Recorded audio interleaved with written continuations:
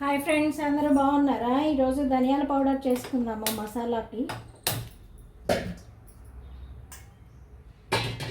కడాయి పెట్టాను, తగ్గింది.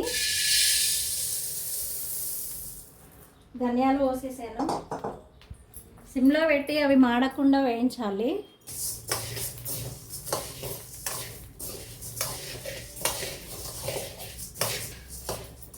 గరం మసాలా ఉంటాయి కదా, ఎలాచి, లవంగా, చెక్క, ఒక స్టార్ పువ్వు అన్నీ వేసేసేయాలి. అవి కొంచెం వేగితే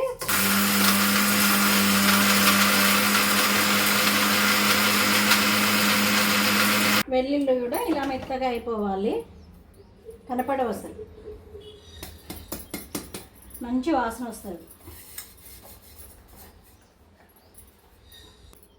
ఆ వెల్లుల్లి వేసిన దాంట్లో ఇదంతా కలపాలి కదండి. మొత్తం కలిపేసుకొని పెట్టేసుకోవాలి, బాటిల్లో స్టోర్ చేసుకోవాలి.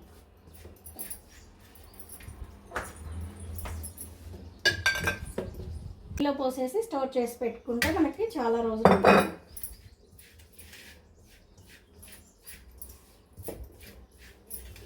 మేము ఇంట్లో మసాలా అయితే ఇలా రెడీ చేస్తాను. మసాలా కానీ, పసుపు కానీ, కారం కానీ ఏమన్నా మీకు కావాలి అనుకుంటే ఆర్డర్ కూడా పెట్టుకోవచ్చు, నేను చేసిస్తాను.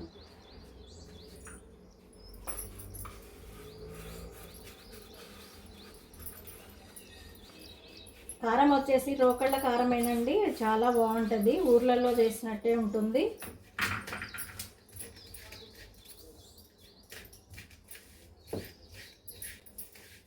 ప్లస్ మేము ఇలా వచ్చేసి రసం పౌడరు ఇవన్నీ చేస్తాను కదా, అవి చేసుకున్నాక పచ్చళ్ళు పెట్టిస్తానండి. ఆర్డర్ పైన నాన్ వెజ్ ఐటమ్స్ పెట్టిస్తాను.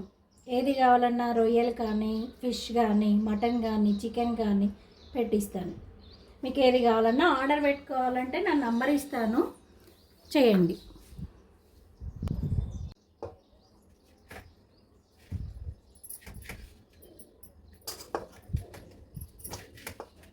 ఇలా పోసేసి స్టోర్ చేసి పెట్టుకుంటే మనకి ఏ కూర వండుకున్నా దొక్కున వేసుకోవడానికి బాగుంటుంది. ఇది వేసుకున్నాక కొత్తిమీర లేకపోయినా టేస్ట్ ఉంటుందండి కూరలు.